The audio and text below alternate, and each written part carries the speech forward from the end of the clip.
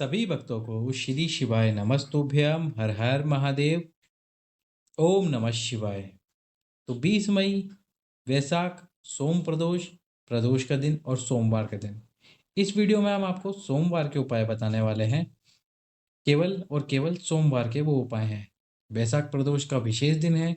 आप इस दिन से नियम प्रारंभ करें। 21 सोमवार का नियम, 11 सोमवार का नियम, 7 सोमवार का नियम और 7 सोमवार का नियम। साथ ही साथ में एक उपाय जो कि केवल और केवल एक ही सोमवार का है, जिसमें माताओं बहनों के रजस्वला धर्म से संबंधित जो भी समस्या है उसका निवारण अवश्य ही होगा। कैसे करना है आपको ये उपाय, उसकी जानकारी हम आपको आगे ही इस वीडियो में देंगे। पर उससे पहले वीडियो को लाइक कर दें, चैनल को सब्सक्राइब कर दें, वीडियो को अधिक से अधिक लोगों के पास में शेयर कर दें। तो सबसे पहला जो है नियम वो है चर्म रोग की मुक्ति के लिए, यानी कि स्किन से रिलेटेड जो भी आपका रोग है उस रोग की समाप्ति के लिए आपको बेलपत्र का ये कमल यानी कि बेलपत्र का चक्र वाला उपाय करना है। 21 सोमवार का ये उपाय है। कैसे करना है आपको ये उपाय?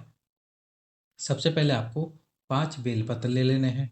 अब इन 5 बेलपत्रों को आपको इस प्रकार से रखना है कि इनका एक चक्र बन जाए। जिस प्रकार से मैं आपको दिखा रहा हूँ इसी प्रकार से आपको ये पांचों बेलपत्र रखने हैं, ताकि इनसे इस प्रकार से एक चक्र का निर्माण हो। और जब ये चक्र का निर्माण हो जाए तो आपको लगातार 21 सोमवार इस उपाय को करना है। इस प्रकार से जब ये बेलपत्र का चक्र बन जाएगा तब आपको एक कलश जल ले लेना है। एक कलश जल ले लीजिए, एक खाली पात्र ले लीजिए और एक ये बेलपत्र का चक्र, 5 सोमवार का बेलपत्र का चक्र लेना है। यदि अभी भी आपको समझ ना आया हो तो हम आपको इस वीडियो में दिखा देते हैं, इस फोटो में दिखा देते हैं। देख सकते हैं आपको इस प्रकार से बेलपत्र रखने हैं। सभी बेलपत्रों की जो डंडी है वो एक ही तरफ हो, यानी कि केंद्र की तरफ हो, और जो बीच वाली पत्ती हो वो केंद्र के विपरीत में हो। जैसा आप जानते हो ये सर्कल होता है, इसके बीच में जो हिस्सा होता है इसको हम केंद्र कहते हैं। तो इस तरफ ही सारे बेलपत्रों की डंडी होनी चाहिए, ताकि जब हम बेलपत्र को रखें तो बेलपत्र से इस प्रकार चक्र का निर्माण हो जाए। अब आपको इस बेलपत्र के चक्र को लेना है और पहुंच जाना है सोमवार के दिन सुबह सुबह महादेव जी के मंदिर में, यानी शिव जी के मंदिर में। और अब आपको क्या करना है, वो जो चक्र है आपके पास में वो समर्पित नहीं करना है, केवल और केवल स्पर्श करना है माता अशोक सुंदरी के स्थान पर। माता अशोक सुंदरी के स्थान पर आपको उस चक्र को केवल और केवल आपको स्पर्श कराना है। और फिर इस चक्र को उठाकर आपको रख देना है, इस चक्र को भगवान शंकर के शिवलिंग पे समर्पित कर देना है। फिर जो आपके पास में खाली पात्र है उसको लगा देना शिवलिंग के नीचे, और जो एक कलश जल है उसको समर्पित कर देना इन्हीं बेलपत्र के चक्र के ऊपर। जब आप बेलपत्र के ऊपर पूरे कलश का जल समर्पित कर दो तो ये जो नीचे पात्र है इसको लेकर आना, और ये जो 5 बेलपत्र आपने समर्पित करे, बेलपत्र का चक्र जो यहाँ पर आपने समर्पित करा है, इस बेलपत्र के चक्र को लेकर आना, यानी 5 बेलपत्र को लेकर आना। अब पूरे दिन भर में यदि सोमवार के दिन आपका उपवास है तो उस दिन ना खाए उन बेलपत्र को और उस जल को लाकर रख दे। मंगलवार के दिन जब आपका उपवास ना हो तो फिर आप 5 बेलपत्र में से एक एक बेलपत्र खाए, और आपको जो जल आप लेकर आए शिव जी पर चढ़ा हुआ उसमें से उस जल को 5 बार में समाप्त कर देना है। यानी बेलपत्र खाना है, जल पीना है, बेलपत्र खाना है, जल पीना है। 5वां बेलपत्र खाओगे और 5वीं बार में वो पूरा जल समाप्त कर देना, उसको आपको पीना है। इस प्रकार से 21 सोमवार लगातार आप ये उपाय करें। निश्चित रूप से आपका जो भी चर्म रोग है वह पूरी तरह से समाप्त हो जाएगा। अगला जो उपाय है वो है 11 सोमवार का उपाय।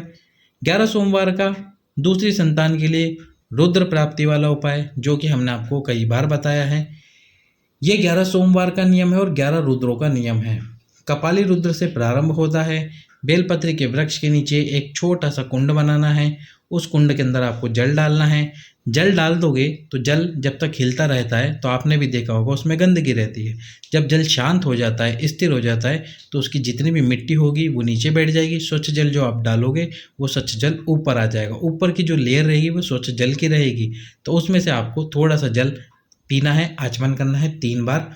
जब आप जल पियोगे तो जो कपाली रुद्र है या कपाली महादेव है उनका स्मरण करना है। जब आप कुंड का निर्माण कर दो छोटे से कुंड का, इसके बाद में एक दीप प्रज्वलित करना है आपको, और साथ में एक कटोरी में पात्र में थोड़ी सी खीर का प्रसाद रख देना है। खीर का प्रसाद रखो, प्रार्थना करो, और इसके बाद में आपको थोड़ा सा जल और ले लेना है अपने पति के लिए। यदि पत्नी कर रही है उपाय तो पति के लिए ले, पति कर रहे हैं तो पत्नी के लिए ले ले। और इस प्रकार से आपको ये उपाय करना है। इस खीर को भी उठा लीजिए। रात्रि को जब आप सोएंगे तो फिर से कपाली महादेव या कपाली रुद्र का स्मरण करते हुए इस जो खीर का जो प्रसाद है उस खीर के प्रसाद को आपको खा लेना है। 11 सोमवार लगातार आपको ये उपाय करना है। अगला उपाय है मनोकामना पूर्ति उपाय। 7 सोमवार आपको प्रत्येक सोमवार को ये उपाय करना है। 7 सोमवार को क्या करना है आपको, सबसे पहले तो 5 बेलपत्र ले लेना है। 5 बेलपत्र लेकर आपको आपकी मनोकामना को स्मरण करना है। सोमवार के दिन सुबह सुबह चले जाना है शिव जी के मंदिर में और फिर 5 बेलपत्र में जो भगवान शंकर के शिवलिंग में स्थान होते हैं। कौन से स्थान? जो भगवान शंकर के शिवलिंग में सबसे पहला स्थान है गणेश जी का स्थान। ये गणेश जी के स्थान पर आपको पहला बेलपत्र समर्पित करना है। जिस प्रकार आपको दिखा रहा हूँ डंडी जलाधारी की तरफ हो, उसी तरफ आपको जलाधारी की तरफ डंडी करनी है आपकी कामना बोलते हुए। और जब आप पहला बेलपत्र समर्पित करोगे तो इसके ऊपर आपको थोड़ा सा जल डाल देना है। दूसरा बेलपत्र जो शिवलिंग में भगवान कार्तिकेय जी का स्थान होता है इस स्थान पर समर्पित करना है और इसके ऊपर आपको थोड़ा सा जल डाल देना है। तीसरा जो बेलपत्र आपको समर्पित करना है वो माता अशोक सुंदरी के स्थान पर समर्पित करना है और इस बेलपत्र की डंडी भी आपको इधर ही रखनी है।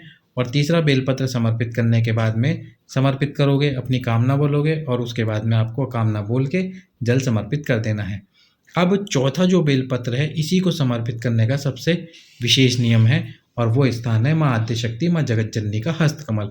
पूरे स्थान में से यानी ये पूरे स्थान में से आप कहीं पर भी समर्पित कर सकते हो, पर यदि आप चाहो कि आपकी कामना पूर्ण हो और आपको एक ऐसा स्थान बताया जाए जहाँ पर आप समर्पित करोगे तो समर्पित करते समय वो विशेष स्थान है ये जो माता अशोक सुंदरी और भगवान शंकर का शिवलिंग है इसके बीच में ये जो स्थान है यहाँ पर आपको वो बेलपत्र समर्पित करना चाहिए।